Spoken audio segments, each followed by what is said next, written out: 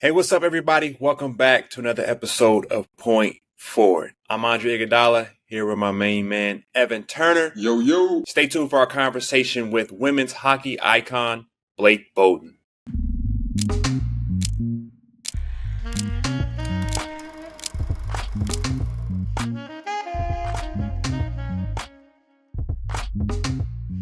Before we start, be sure to follow us on all platforms at Point Forward. Point Forward.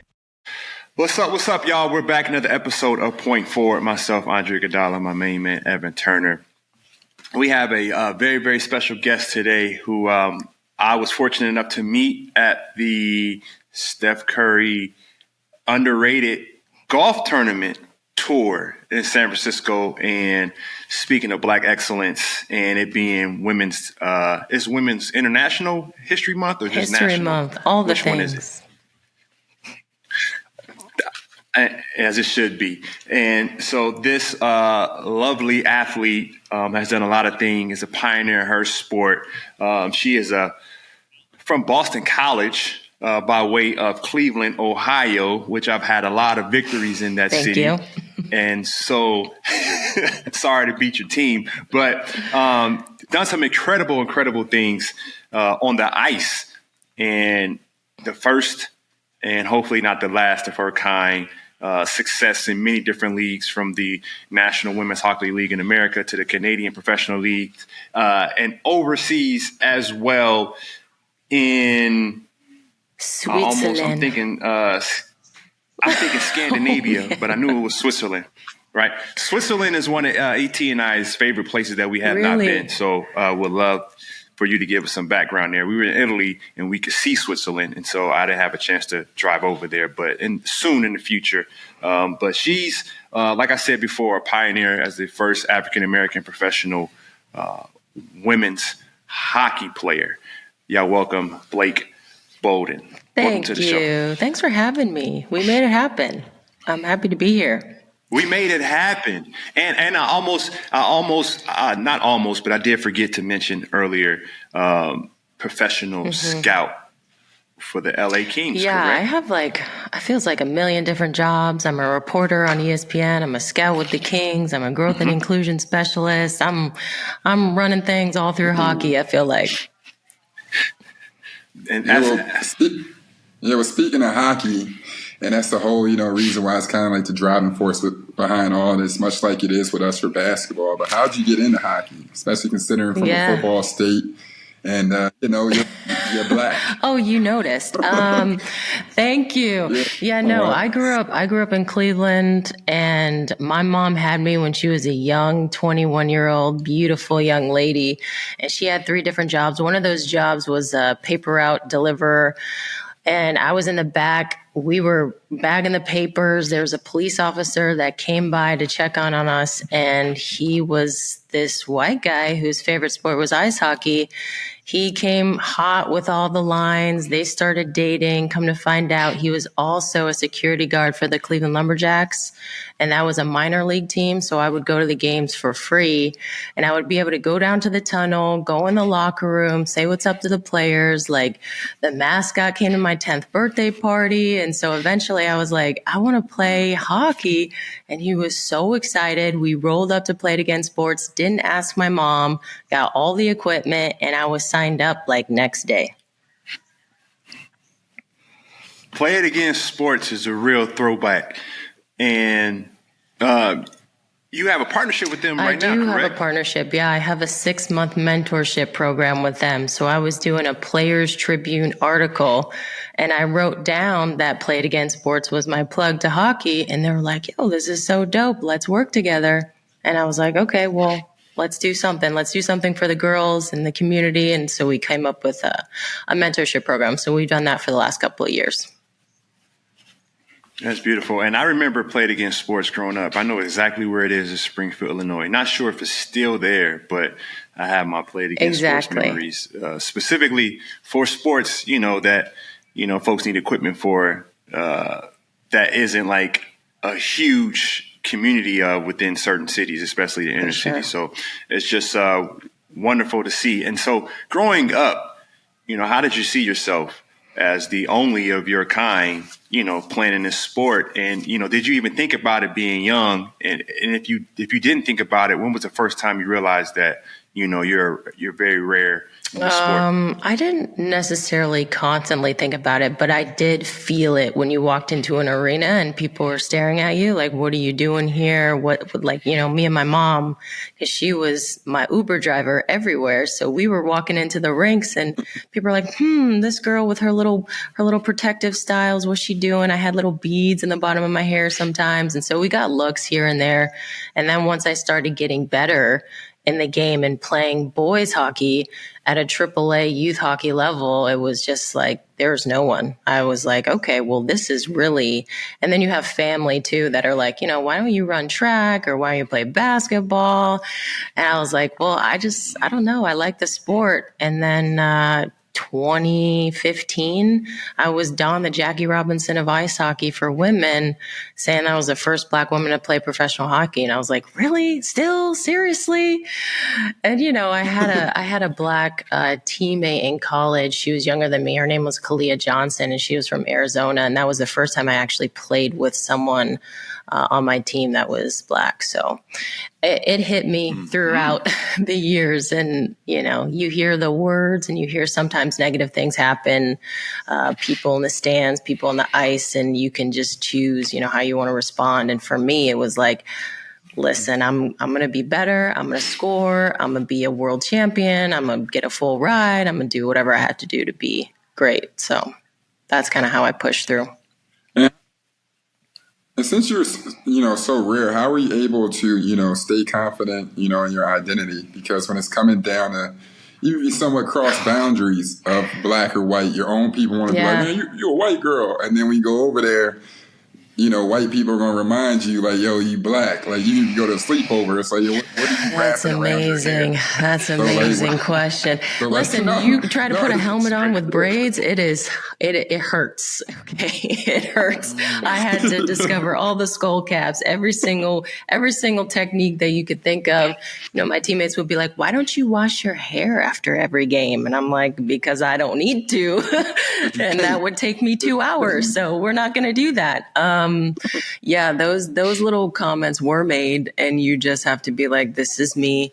I remember in college, probably just thinking, I got to straighten my hair all the time. And I kind of conformed a little bit. And then I realized that the real me is beautiful and I can choose to do what I want to do with this lovely mane or without.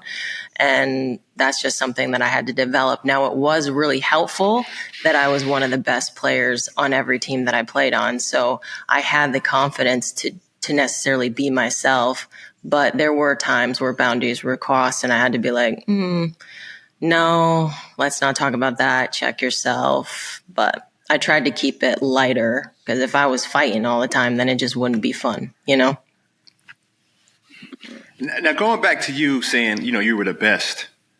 And so you were able to find that, confidence about yourself because you were the best.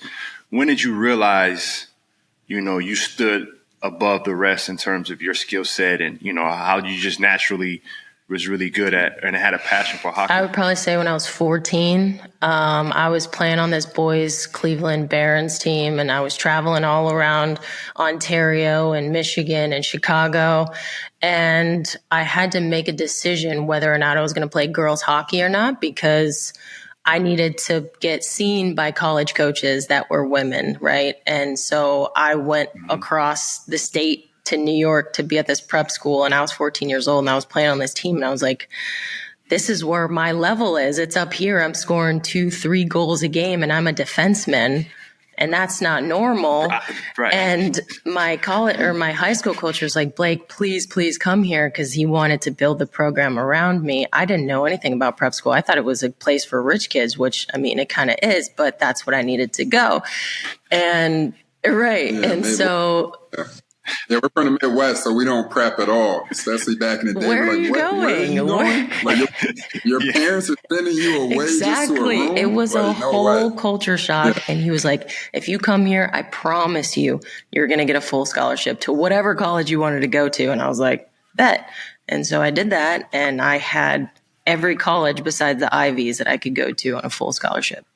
So I guess from the age of 14 on, I was like, you're one of the best in the country, if not the world, for your age. So what made you choose Boston College out of every place to go to? Especially considering did you not mind just like the racial undertone and everything? That's a good question. But the best college schools for hockey were Minnesota and Wisconsin. Like, I really wasn't trying to be in Minnesota or Wisconsin. And I went to Boston. I had a couple tournaments there, and I saw BC play when I was in high school. And their coaches, sometimes it's all about the coaches and the locker room and the feel. Mm-hmm. And I met the coaches, and they were 4-time Olympians, and I just knew that I could develop there. And so they really pulled me in. And I remember the head coach, Katie King Crowley, she flew down to my house because I couldn't afford to take a visit, unofficial visit. And she was like, "We're going to give you a scholarship. Please come to our school." So I just felt taken care of. And I wanted to build a program too. So it was a whole gamut of things, but that's why. Yeah. ET, you ain't noticed, but I took a visit before you asked me. I took a visit to Boston College. Oh, did you? Yeah, Brian Skinner. Who was it? It was a black coach. Yes. Right? Oh, yeah. Dre was trying to play for any black coach there was. They ended up with Lute Olson, the irony. Because all the coaches got fired. They did. All the black ones got fired. They did. And then our basketball or our football program and our basketball program went down the hill, so. Yeah. See? Who is it? With Reggie, you knew Evan Ravenel, yes, I did. didn't you? Yeah, that's my guy. He's overseas, right? Yeah. Okay. He's in Japan. Yeah. Evan's in Japan. He was nice to me when I was a freshman. So, Yeah. Classy dude. Yeah, for sure. But, you spoke earlier about, going to Boston College and trying to, be able to build a program. Not only did you build a program, but what was it like trying to, help build women's hockey in general? Because, the professional situation has switched a couple times, right? It went from National Women's Hockey League to Premier Women's Hockey League.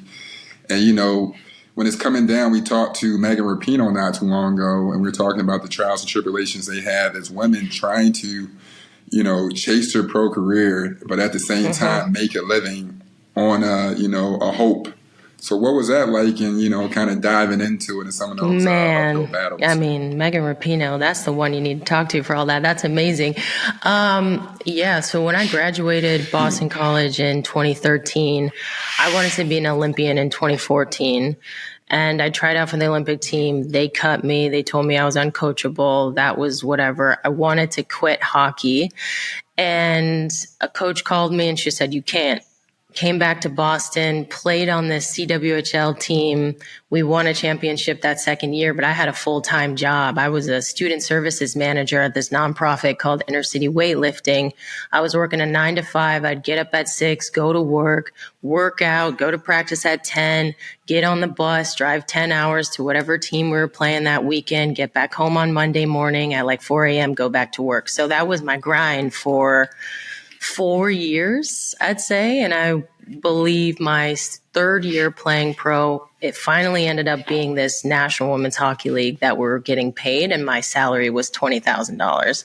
And my full-time job was obviously way more than that. So I still had to work and play and stay fit. So we were building that league for 8 years plus. Right? And just trying to play because you love the game. I would see young Black girls coming to the game saying, I'm the reason that they wanted to play hockey. And so I didn't want to give up because, I didn't make the Olympic team or I wasn't making a lot of money. It was just, you want to progress a sport and you love it so much. And it gifted me traveling. It gifted me my experiences that I have now. Now I'm in the NHL. And if I had quit hockey, I have no idea where I'd be. So it's just about your why. And for a lot of women, the why is progressing the sport. Well, I think you speak on something that gets brought up a lot in the questions when we're having conversations with folks, whether it's our fan base or just in general, being older brothers or looked at as uncles now that we're older than some of these young guys. But I get a lot of questions about, how do you go after your passion when you still have to make a living? And you just explained it, so explain to folks what passion really is. Because I think that's the key to it. Like, if you really have a love and a joy for something, you'll find a way. And so just, diving a little deeper on, driving 10 hours through a weekend and working a 9 to 5, like, what's your schedule like? How were you able to prioritize what you were trying to do? Just like that whole process of, I'm going to make this work. Like, what was that like? I feel like a normal elite level athlete would just say, you just get it done. You just figure out a way and you get it done, and you set your alarm, you wake up, you prepackage your meal, you go to work, you get your lift in at an hour. Luckily, I worked in a gym. I said inner city weightlifting. So I had a little bit of a benefit there, a lot of a benefit, I should say. I was doing power cleans. I was getting my fits in, and then I would just go to practice, and it didn't really matter to me. Like, I had fun being in the locker room. I had fun on those trips, right? Those are the memories that you, I guess, take for the rest of your lives. The friends that you go to their weddings and you see them have babies, like, you're doing it with a community and you all have the same vision. And for me, I had this vision of, I am a staple in this sport for the Black community, or the people that are of color that want to play this game. I did not have a role model like that. I am now this role model, and I have to be more. Point blank, period. I want to give back. I want to do talks. I want to have mentorship programs, whatever that's going to be. Because for me, when I was 6 years old with my little braids, I wanted someone to be able to tell me, hey, you can be here with your braids. You can be here with your helmet on. You can be here in this space and be the only Black girl. Maybe you have another Black girl. Maybe you have someone that isn't white that would be great, right? But for me, it was only me. And that's kind of what was my driver. And I got tired, yeah, but when you see those kids, it's just wiped. Your exhaustion is wiped. It's all worth it, Mm-hmm. For sure. So when you retired, and obviously you took you took your steps away from the game, were you wondering what was next, or were you like, all right, let me dive deep into it, or did you know you wanted to go into scouting? How did that come about? You becoming the first Black women scout and second? Yeah, that was. I feel like that was so lucky, but you want to say when preparation meets opportunity kind of luck thing. I was actually frustrated with the professional leagues that I was playing on because I wasn't making a living, and I couldn't sustain this working and playing. So I went overseas to Switzerland. I came back. I played another year in Buffalo, but I made it in my contract so I could fly to and from, because I was like, y'all ain't paying me this much to live in Buffalo 24/7. So I was living in California. I went to a Kings game. I met the president, Luc Robitaille, and he's out there. He got a statue. He's a Hall of Famer. Basically next to Gretzky, if you will. And he asked me personally, he knew all about the women, their plight, their struggle. And he was like, have you ever thought about being a pro scout? Now, that was something I never saw anyone do because I was the second woman to ever do it. But I didn't have a job. When you stop playing, what do you normally do? If you're a girl or a woman, you probably coach. And so I was coaching. I was doing like youth hockey, like AAA, travel. I had my mentorship program. I was doing all this stuff, but it wasn't it completely. Like, I knew I didn't want to be like a college coach. So when that opportunity came, I didn't realize how big of an impact it made. And then I just took it and I was like, okay, what else can we pad onto that? Okay, a growth and inclusion specialist. Now I'm out here in the community in LA trying to get more kids of color to play hockey, which is my other role with the Kings. And it just snowballed after that. People were making it big news. And now I'm working with ESPN. So I feel like it was kind of just a domino effect of time, place, preparedness, and saying yes to all the things. Now, as a scout, are there some things about the men's game that you're finding? What's the differences? I guess I should say. What's the main differences in the men's game and the women's game? The women don't necessarily drop their gloves and fight. You get... there's not that many in the fights. Women's game, now we have a full cage on, so you can't see our faces. The men have these cute little visors. You can see their faces. You can punch them straight in the mouth. Women, you can't do that. So the men's game, you have enforcers, you have people that kind of protect your skilled players, and you have different line structures that make and enable your first line to produce. And so I think that's probably the biggest difference between men and women's hockey. Now, this new PWHL is physical. They're not dropping gloves and fighting, but they are full-blown checking, from which other leagues you would be in the box for 2 minutes. So I think they're trying to just be like the men and equal to that. Okay, I got a question to that. I've been having conversations with different women in different sports, and I think there is something to the games don't always have to be viewed in the exact same manner as the men's game. Right. And I truly believe that sometimes we get caught up in, okay, it has to be done just like the men's. That's the only way it would work. And I don't think that's true at all. I think it's like the women's game is always more graceful, no matter the sport. Like y'all glide just naturally, you know? And I think folks have to start realizing that. And so as we're constructing some of these women's leagues, I think we have to keep that in mind. And so, but I'm hearing you say that there's a physical, the PW, what's the initials again? PWHL league is a little bit more physical than we've seen in the past with other leagues. And so how do you feel about that being something that's prevalent in the women's sport? And will it make the game more competitive or more to your liking? That's a good question. When I switched from boys hockey to girls hockey, when you hit in boys hockey when you're growing up, you learn how to body check. I was getting 2, 3, 4 penalties a game. So that would have been really helpful when I made that switch. But I think it's okay. I think it's okay to be physical. I mean, these women work out, they lift. I don't necessarily think fighting is necessary. I know Gary Bettman, commissioner of the NHL, doesn't like fighting per se. There's been knockouts and blackouts and things like that, and blood everywhere, like old school hockey. Like NHL is trying to get away from that, even though it was really entertaining back in the 90s and the 80s. I think... But we're done with the 90s. I've been running around the house. I'm anti-done with the 90s because they talk about MJ and they don't know, but the voice is getting me. The voice is funny. I don't know if you heard that. I've definitely heard it in audio somewhere, but okay. Yeah, gotcha. I think it's fine to be physical, but there are limits to it. I would hope that, their safety protocols and everything are all good. Until someone gets hurt, I feel like they'll probably do it until someone gets hurt. Mm-hmm. Copy. And go ahead, ET, you got something? Oh, no, I was just asking, where do you see the game of hockey moving forward for women's?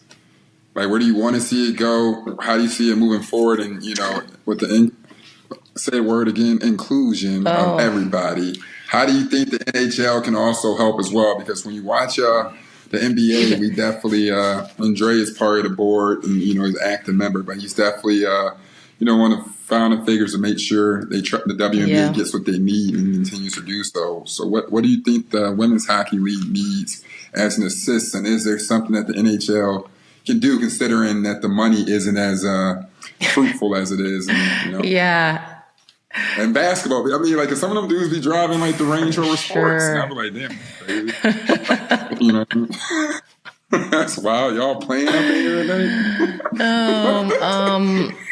How do I think it'll grow? Right now, it's growing like crazy. I think it's women's sports moment. Like, if you look at some of the numbers from this PWHL in the standings, like, they got 13,000, 19,000 people going, selling out NHL arenas. And I'm like, I mean, I played the game. I'm like, how is this happening? What is going on? And I think it's, everybody's just in it together.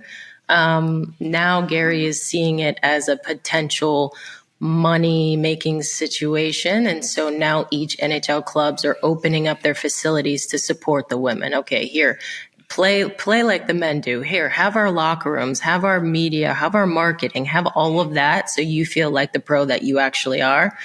And just right now, I mean, the streaming, we just need to be seen, right? And so I think right now they're on CBC Sports in Canada. They're on YouTube streamed.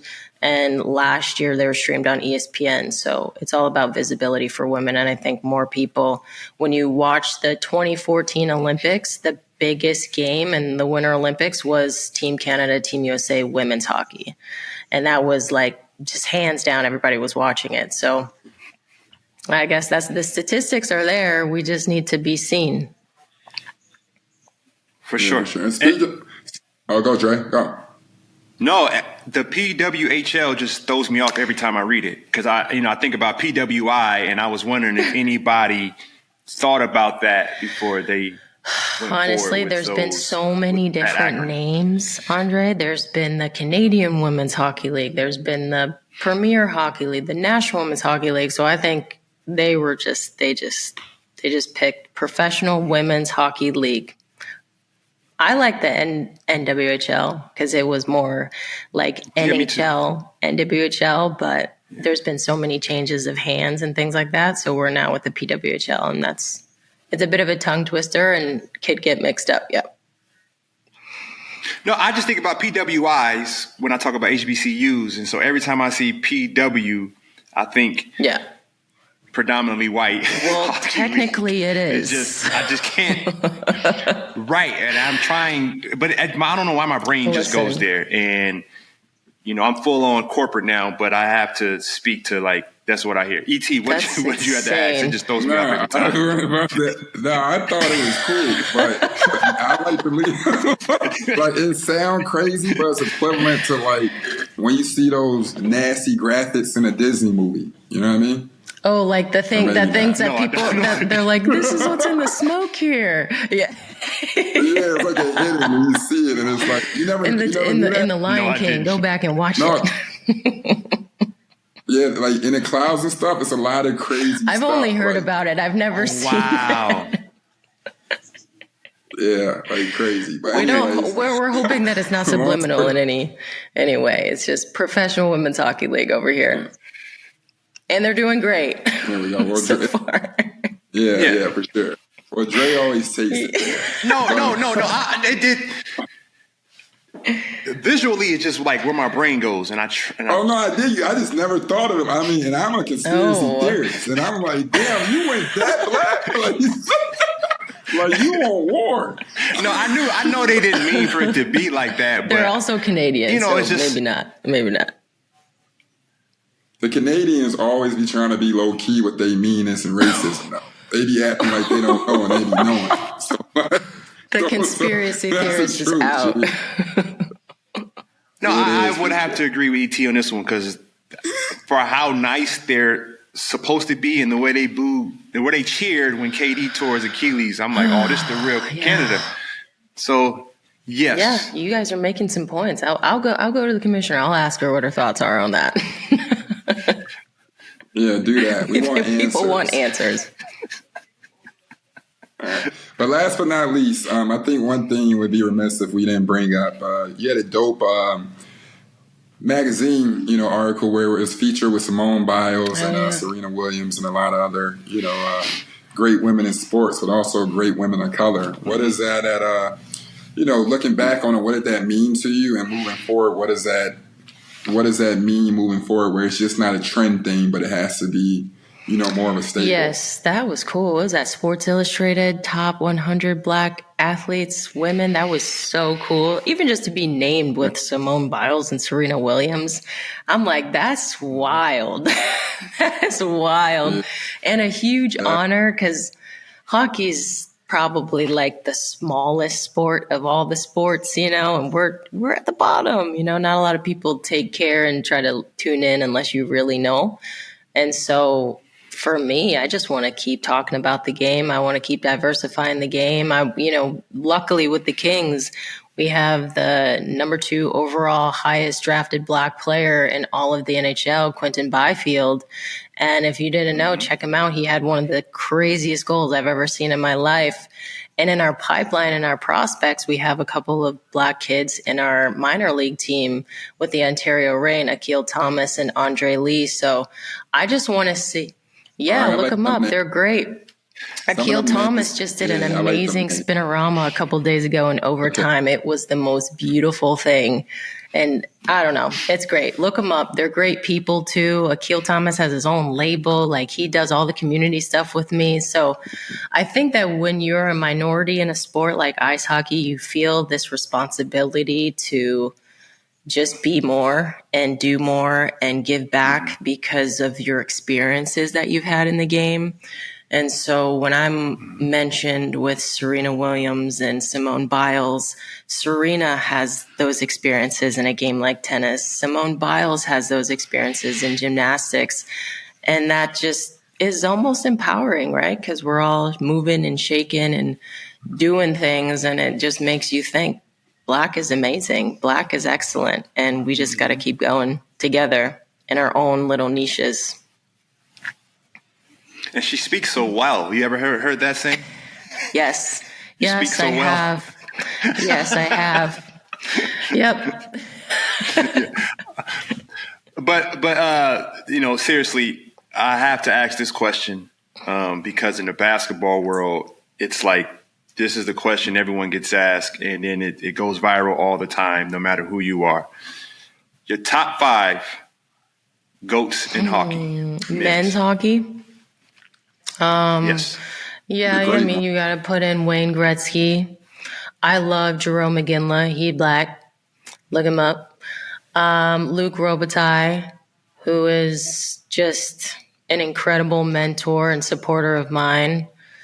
Let's see. We're gonna do QB Quentin Byfield because I think he's gonna be a lethal threat down the next 10 years. And last one, I'm thinking like a Detroit Red Wings Steve Yzerman kind of guy. I know him. I like that. Yeah. I was about to say Patrick Wall. Patrick Wall was cold. Yeah. I mean, there's some Gordie Howe. There's some he was incredible hockey players. Like You forgot about Ovechkin, Crosby. Yeah. Jeremy Roenick. Yeah. Jeremy Roenick. Chris Chelios. Chelly's dope. Mark Messier. Mark Messier was nice. Lindros, right? What'd you say? Yeah, and Charlie Conway. Six times Stanley Cup winner, Mark Messier. I mean, that's hard to do. Yeah. And then what's your thoughts on Connor Bedard? Connor Bedard? He's good. His release, I got to interview him. I don't know. You guys should check it out. Or I'll send it to you. His release is like the best, the quickest release you'll ever see. This toe drag snap with Chicago, like he's going to go far. Everybody's saying Is he better? What did you say? Is he better than Connor McDavid? No, not a lot of people are better than Connor McDavid. Like he is. Connor McDavid has jetpacks on his skates. Like he is unreal when you watch him in real time. Is he the best right now in the game? Yeah, I would say he's the best. I mean, he single-handedly, him and Leon Draisaitl, they kicked our butts, the Kings' butts, the last 2 seasons in the first round of the playoffs. And we are in third right now, trying to hold on to our third place spot so we don't have to play Edmonton in the playoffs because that was just too much. They are too good together. They're like Shaq and Kobe. It's crazy. Yeah, I'm like, what about the Matthews kid from Toronto? Is he good? He's a goal scorer. He's a goal scorer. He's just a natural goal scorer, always finding his way around the net. I mean, AM34 is good, and he's Mexican, so he's got a little. Is he? Oh, that's why his mustache look like that. Yeah, I was wondering. I hate now his you mustache. like it. Now, he's Mexican. Okay, cool. I'm like, I don't know about this. Anyway, keep. Anyone else? Oh, but I got to mention my 2 guys. I don't know if you know them. Celebrinis. Yeah. One's projected to be number 1 next year. Then he has a brother who's maybe coming next year. Yeah, I'm not an amateur scout, but I hear great things. Yeah. Well, their father is the head of all training and performance for the Warriors. Cool. So he brought me back from all my injuries. When I got old, I was hurt a lot. So you know a lot about hockey. Have you guys watched a hockey game? Have you guys gone to an NHL game? Yeah, Chicago got the best hockey experience I've ever seen. Yeah, I jumped. United Center. Yeah, I jumped on the bandwagon. Yeah, during the Stanley Cup That's times. the best time to watch it, though. Like the whole season. I went to 2 Stanley Cup Which games. ones? 2. Yeah, it was Chicago versus Philly, 2011 or 12, whatever year that was. 12. That's awesome. Okay, well, if you guys are ever in LA, maybe we'll make the playoffs. You guys got a ticket. We'll put you in the suite, set y'all up. Oh, I like it. We want to meet the black kid. Not Gil Thomas, Quentin Byfield. Yeah, for sure. He does a lot. For me. Sure. I have a black, silver, and bold group that I run, and he comes down, signs all the autographs, takes all the photos. Like they know it's their time. They have to do it right now. I feel that. Sounds good. Well, Dre. Well, we appreciate you coming on the show, having this conversation with us, and opening up the knowledge to a lot of our listeners to a world they may not be as familiar with, that they should be more familiar with, and wishing you nothing but the best in your endeavors with the Kings and the Professional Women's Hockey League. Almost but nothing but the best. Threw me off.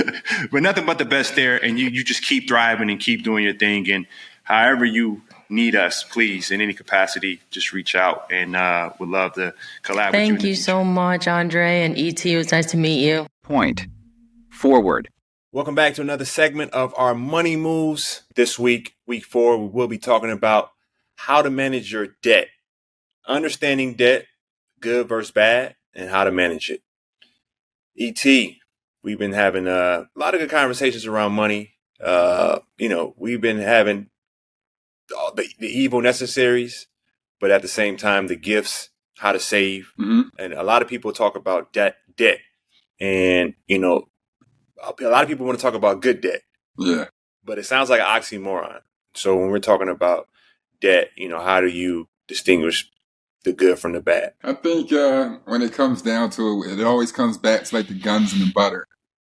Yeah. I mean, and obviously I think it's just common sense stuff of what sets you up for the future. You don't want to go in debt trying to put some rims on layaway. You know what I mean? Like that does absolutely nothing for you. More so when you discuss some of the other debts, like, in regards to your advancement. So like student loans for education, you know what I'm saying? Or even just something that might increase your, earning potential in that sense, whether it is maybe buying like a little truck to hit the road with. You know what I'm saying? Right. Say you get a loan for that, and it's costing like $700 a month for a little pickup truck to really, do stops and try to get on your hustle. I just had a buddy that just did a 7-day trip and brought back in $4,000. You know what I mean? So when you really so when you set that up, that's good debt to really have, because for sure there's an outlet to really increase your earning potential. What do you think about some good or bad debt, and what have you done in your past? Shout out to my big head cousin, who has made a nice living for himself. And one thing he was on early was, taking the money that he had and buying something that he can make money off that. Mm-hmm. So initially, he would go to auctions and buy used cars, and then he put together a little small car lot. Turned from a couple cars to a bunch of cars. Now he has his own car lot. And then in junction with that, and you talk about like parallels, like what are lanes connected to businesses you already have? And so we talk about Amazon started with books. It was just books. Mm-hmm. Then they went, what goes, people who buy books, what do they buy most after books? And he just kept layering on to the everything store.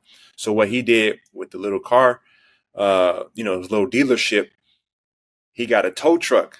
So he started towing cars. Oh, this is terrible, G.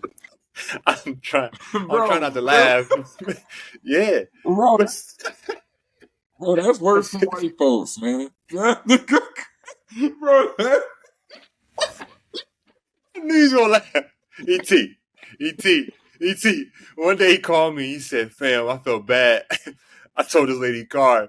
He was like, man, she ain't been out the car in 5 minutes, man. And she had a car seat in the background. So she's probably picking up her kid. I had to tow her shit. I don't give a fuck. I'm like... Bro, all in Springfield, Illinois, bro. You can't get in there because it's a sick nigga. Somebody's matrix. Bro, that's terrible, G. Let's get serious. No. Bro, that's some Yeah. We could make movies with this bullshit. Bro, Terrence bogus as hell. I didn't say his name. You said his name. No, bro, I'm just saying that's wild. G. That is, bro. You can think of some shit like that. You just don't do that. It's like, nah, bro. This is where God talk about 80-20. But like, God, but you gonna learn about some good and bad debt fucking with you go get this car. No, but in all honesty, it was some good in having a tow truck, and he would talk about doing deals with banks, and doing deals with certain properties that had issues with people illegally parking on their property, and so he would have a deal with them where if someone was illegally parked, they can just call him. He come tow the car. And so, like, that's networking, that's thinking on your feet, that's using, you took out debt on the tow truck and then you paying it off, by, how you getting paid towing cars in the impound, so on and so forth. And so that was a parallel to business, regardless if we agree with it or disagree with it. But that would be good debt, I would say bad debt, as we define it, typically involves high interest. Taking out a high interest for something that you don't need, and it doesn't increase your wealth. And so we had this conversation, I don't know which episode, but about the salary you need to buy a certain type of car. Yeah. So like we were so shocked. Like the only way you can get a Tesla is you got to make $300,000 a year or whatever the number was. But at the end of the day, you're going from point A to point B. You know what I'm saying? Like the man. I think it was the kid in the wheelchair was complaining about the person walking. The person walking was complaining about the person who had a bike. The person who had a bike was complaining about the person who had a motorcycle. The person in the motorcycle was raining, complaining about the person in the car. Or, it was a bus involved and the subway involved in there. So there's so many layers, like just get from point A to point B. And that reminds me, the man who sleeps on the floor cannot fall out the bed. So that's real. That's y'all remember that because that'll keep you out of bad debt.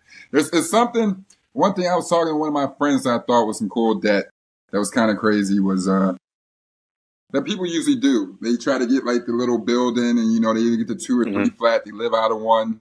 Use the rent to pay off the mortgage until they pay off the house and then they use that bread to finance a new crib.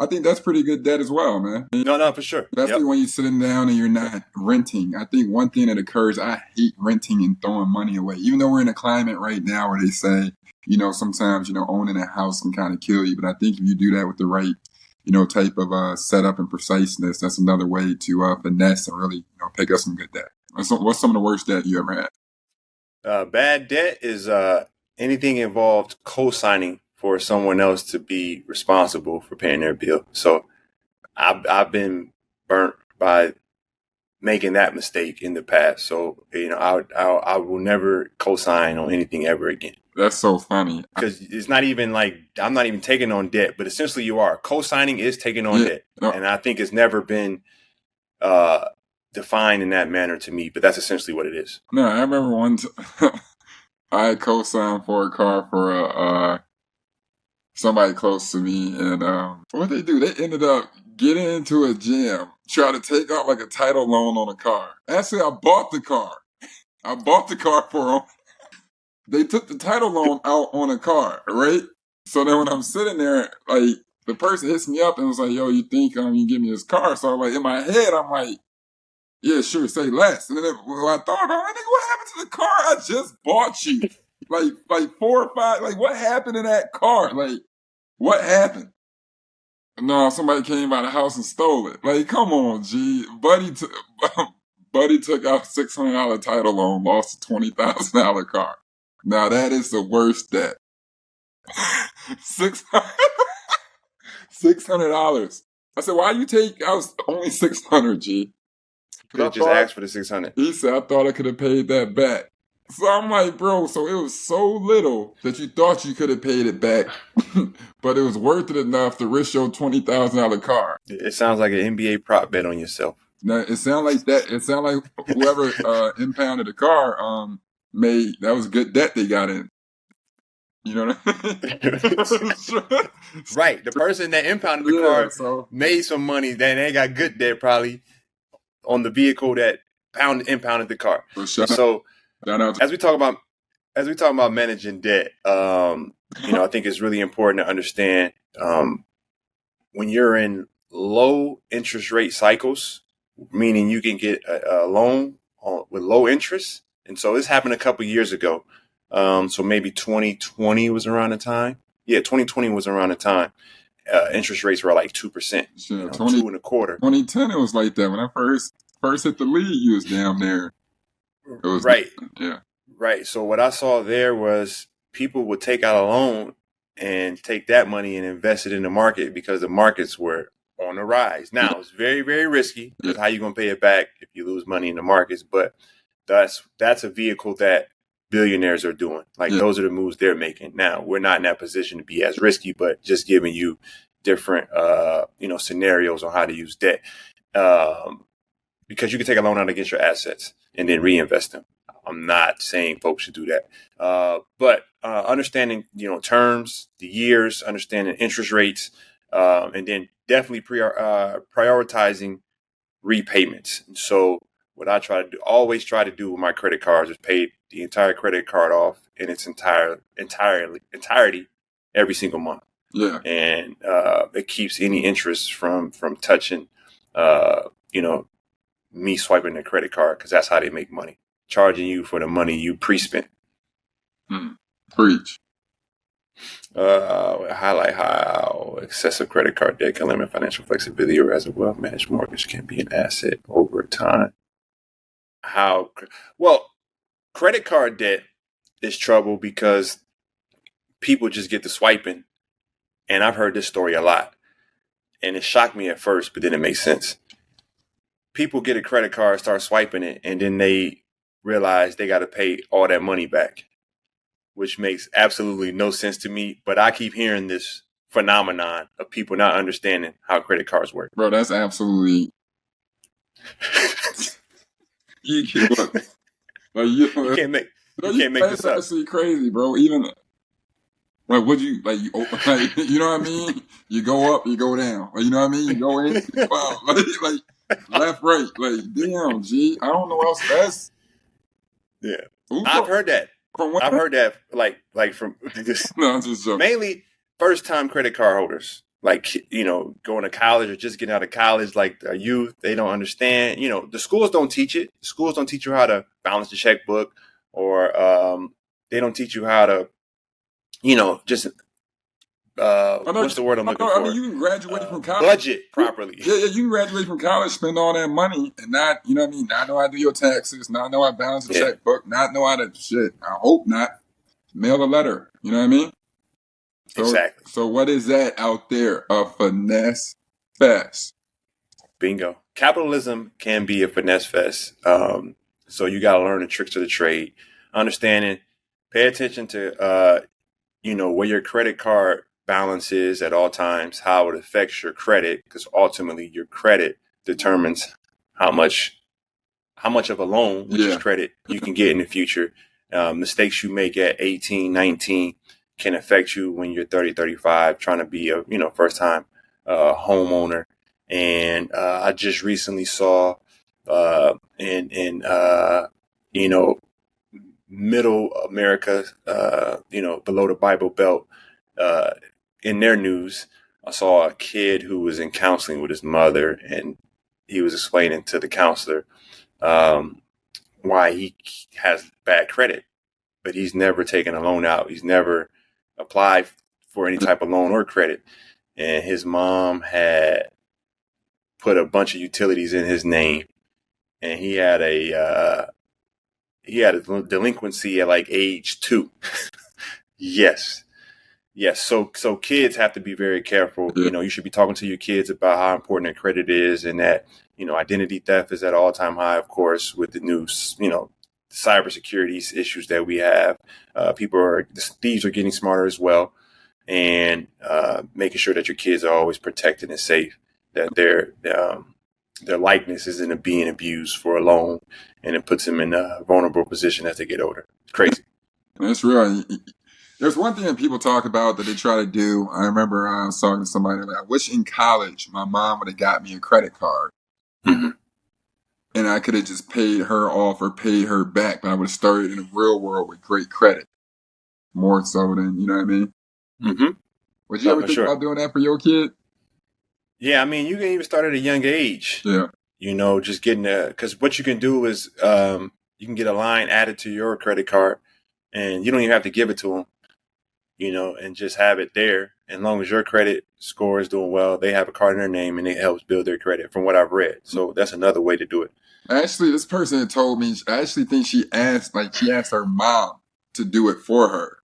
So, I mean, that was another way of like, you know what I mean? An early way of good debt. You know what I mean? Being like, shit, mom, I'll bank on you to put things in my name, pay the bill off in 3 years, help me off with that. You know what I mean? Make sure my credit is at least at a 7. You 22 with a 700, 750? You in the game. Yeah, but also on an awareness to know who your parents are. Yeah. I feel like once we hit that age, you know who you can rely on and who you can't. It's a sad thing when you go to get your first house and you not know you got 8 delinquencies on your name. Man, that's wild, bro. You feel betrayed.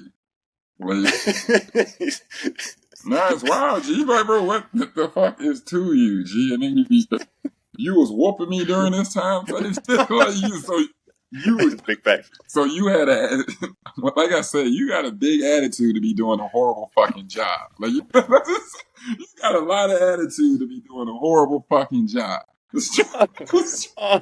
oh man! I know you've seen this. I saw something the other day where it is. Where does it say? Oh, my favorite thing about being a dad is constantly being told I'm wrong all the time by people who depend on me for food, shelter, and money. Bro, that is crazy. And I sat there. I'm like, man, it brought me to my one statement. I believe the married man is a fool. When you sit there, I'm like, man, what a sucker.